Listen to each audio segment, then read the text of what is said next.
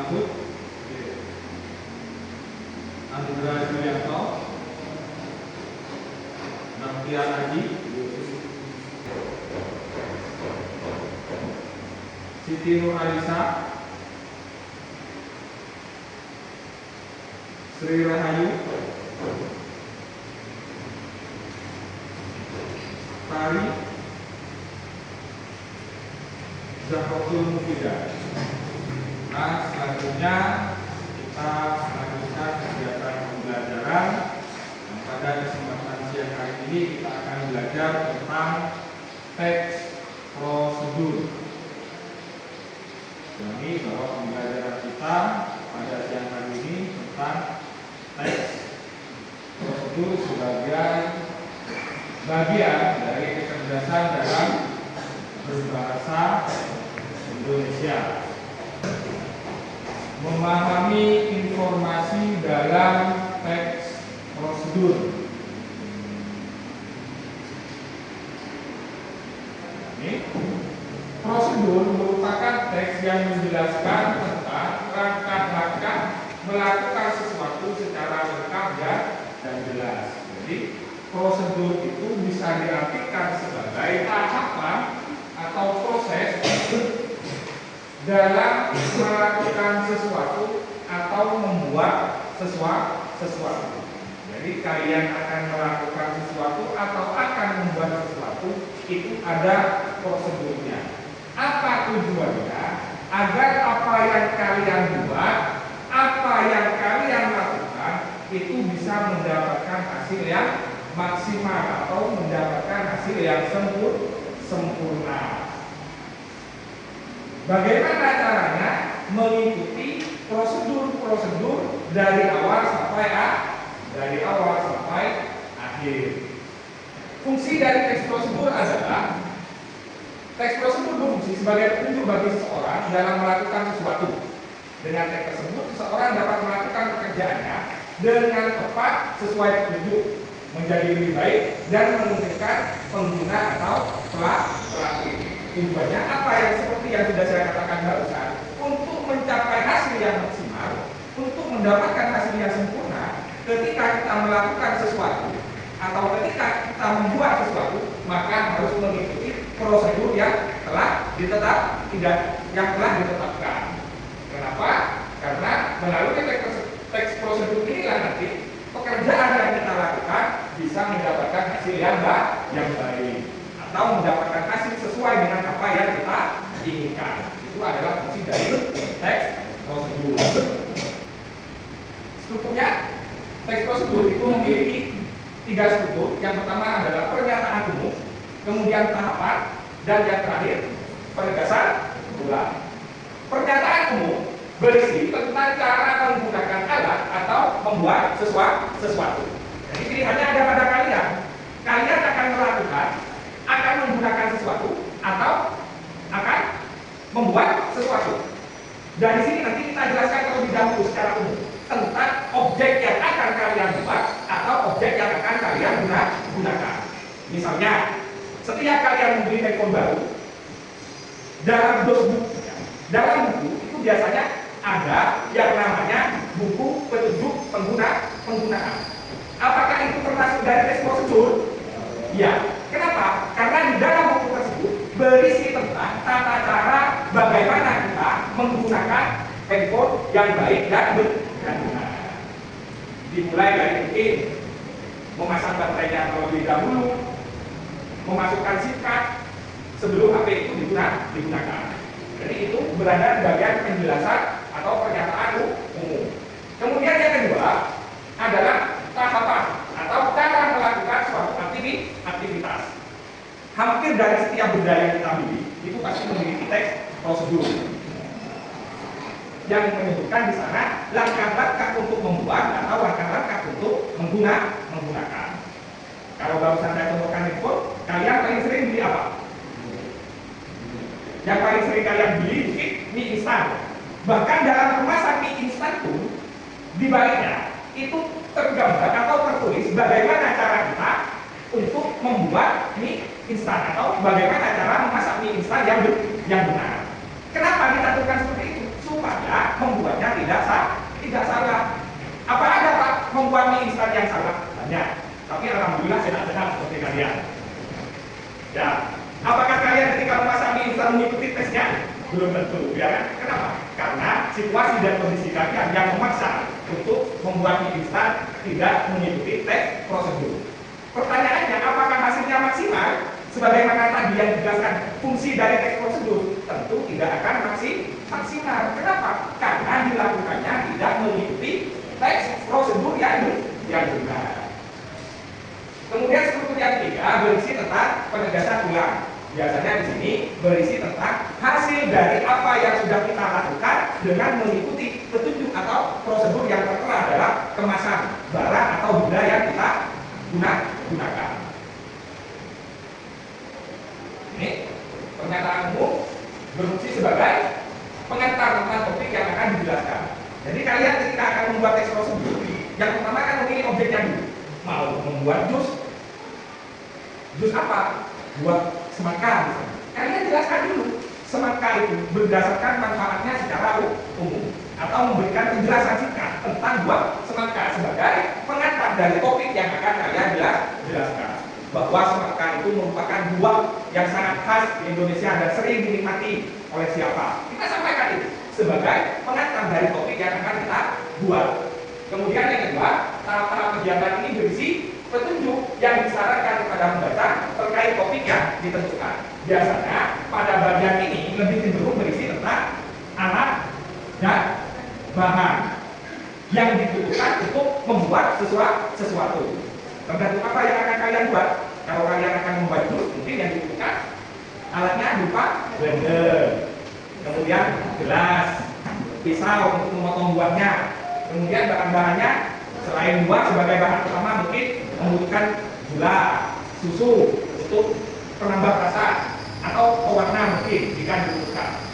Hal-hal semacam itu dijelaskan pada tahap kegiatan sebagai langkah menjelaskan tentang alat dan bahan yang digunakan untuk membuat sesuatu itu tadi. Kemudian yang terakhir adalah penegasan ulang yang berisi harapan atau manfaat apabila petunjuk itu dijalankan dengan baik atau bisa disingkat. Nah, lebih mudahnya mungkin bagian penegasan ulang ini kita tuliskan dari apa yang kita hasilkan yang berdasarkan dari prosedur yang sudah kita lakukan.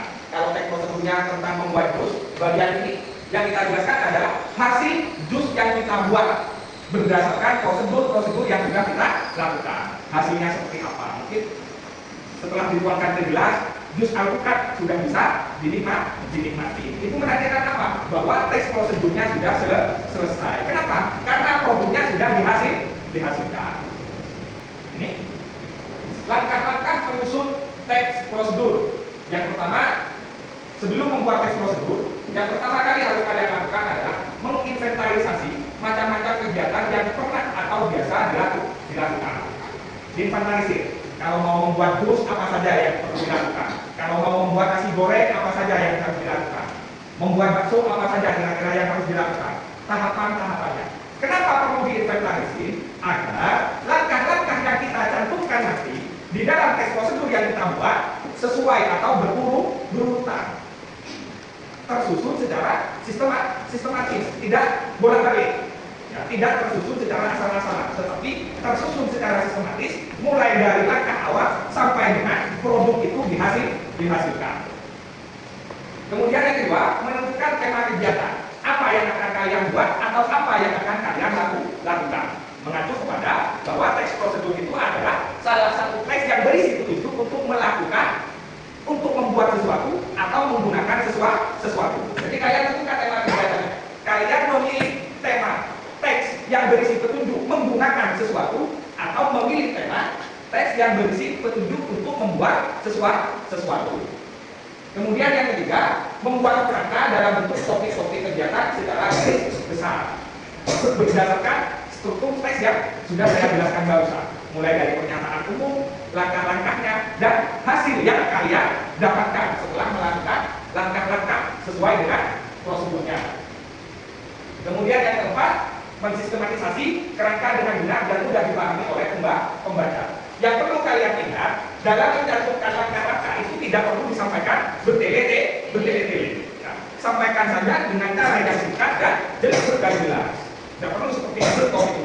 Hari ini saya akan membuat jus mangganya saya beli di pasar sekilo dengan harga 5.000 per kilo. Itu tidak perlu dijelaskan. Jelaskan saja jus mangga itu apa, kandungan vitamin yang ada di buah mangga itu apa. Cukup jelaskan itu. Tidak perlu menyampaikan secara detail kalian dapat mangganya itu didapat dari mana atau membeli di mana. Kemudian kupas terlebih dahulu.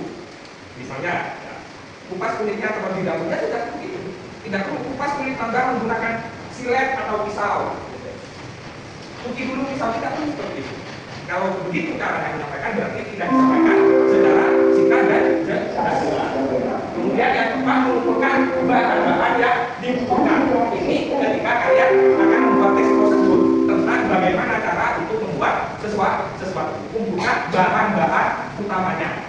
Nah, bahan-bahan utama. Kemudian yang terakhir, mengembangkan kerangka menjadi sebuah petunjuk yang jelas dan yang lengkap.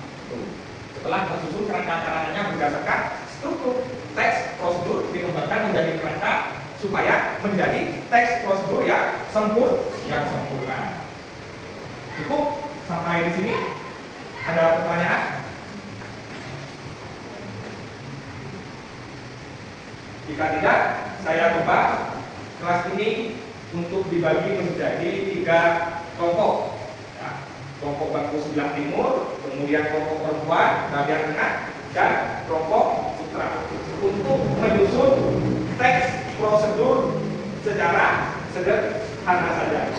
Yang penting berdasarkan struktur teks yang sudah saya paparkan barusan. Silakan membentuk kelompok. Satu kelompok membuat satu teks prosedur. Terserah kalian akan memilih topik apa. Entah itu topiknya membuat sesuatu atau kalian memilih topik menggunakan sesuatu.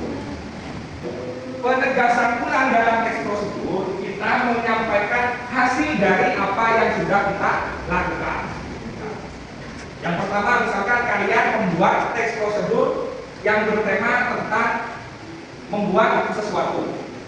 Apa yang akan kalian buat? Kan didefinisikan dulu di bagian pernyataan umum. Didefinisikan dulu. Secara umum saja, tidak perlu dirinci. Karena ini tidak perlu deskripsi bagian yang menyampaikan ciri-ciri khas dari objek yang akan kalian buat. Kemudian menyampaikan alat dan bahan yang dibutuhkan. Setelah itu menyampaikan langkah-langkah. Baru bagian akhir berisi penegasan ulang yang isinya adalah hasil dari apa yang sudah kalian buat. Kalau kalian tesnya membuat jus mangga, berarti bagian penegasannya jus mangga sudah siap disajikan. Kan tidak begitu. Tinggal kalian tambahkan pemanis kalimat, nikmati jus ini saat masih dingin, atau tambahkan es batu supaya jus terasa lebih segar dan nikmat. Itu begitu saja. Paham? Yang lain? Ada? Aman? Silakan dulu.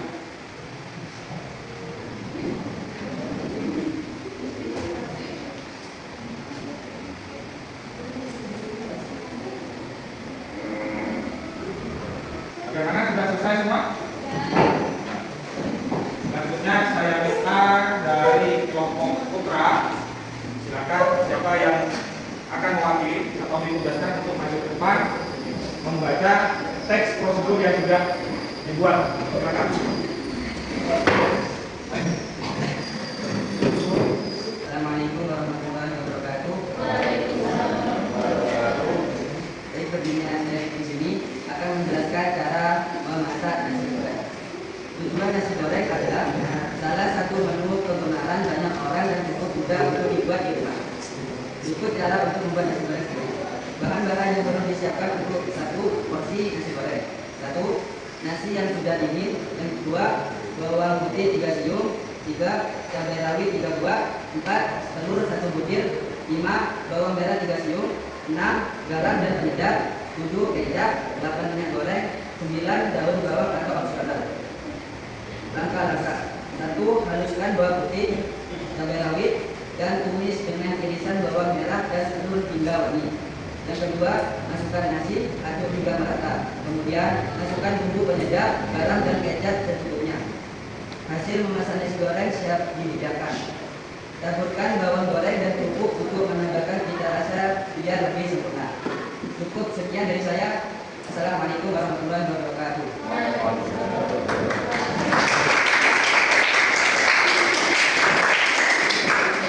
Silakan selanjutnya dari perwakilan kelompok putri.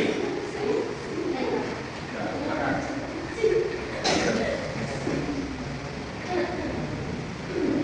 Assalamualaikum warahmatullahi wabarakatuh. Ini saya akan menjelaskan cara mengirimkan lamaran pekerjaan melalui email yang bertujuan berkat bantuan teknologi saat ini, melamar pekerjaan mudah dan bahkan tidak memerlukan dana biaya untuk datang ke kantor ataupun mencetak dokumen. Kita bisa melamar pekerjaan melalui media daring dan mengirimkan lamaran pekerjaan melalui surat elektronik atau email. Adapun langkah-langkah mengirim lamaran pekerjaan dengan benar yaitu yang pertama, siapkan seluruh berkas yang disyaratkan seperti surat lamaran pekerjaan, biodata diri dan juga portofolio pekerjaannya sebelumnya jika ada. Yang kedua, pastikan kamu menulis sebelumnya kata pengantar berupa maksud dan tujuan di bagian badan email dan jangan lupa mencantumkan berkas-berkas yang dibutuhkan dalam bentuk softfile dalam email. Yang ketiga, cek kembali seluruh kelengkapan alamat email tujuan dan hindari kesalahan penulisan dalam surat elektronik dalam pekerjaanmu. Sekian dari saya. Wassalamualaikum warahmatullahi wabarakatuh.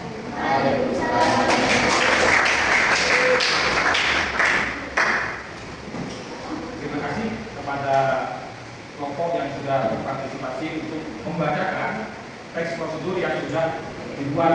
Kebetulan sekali teks prosedur yang dibacakan meskipun berjenis teks prosedur sederhana tetapi memiliki topik yang berbeda. Yang pertama itu cara membuat sesuatu, kemudian yang kedua cara melakukan sesuatu. Yang pertama adalah teks prosedur bagaimana caranya membuat nasi goreng, kemudian yang kedua teks prosedur bagaimana cara kita ketika akan melakukan kegiatan mengirim surat melalui email. Sampai di sini sudah jelas ya kegiatan pembelajaran hari ini tentang teks prosedur. Saya rasa sudah jelas karena kalian sudah mulai bisa membuat teks prosedur sederhana, walaupun mungkin masih bisa disempurnakan kalimat-kalimatnya. Jika tidak ada pertanyaan, saya akhiri kegiatan pembelajaran pada siang hari ini. Marilah kita akhiri kegiatan pembelajaran siang hari ini dengan membacakan hamdalah bersama-sama. Alhamdulillah. Semoga ilmu yang kita pelajari menjadi ilmu yang bermanfaat. Saya akhiri. Wassalamualaikum warahmatullahi wabarakatuh.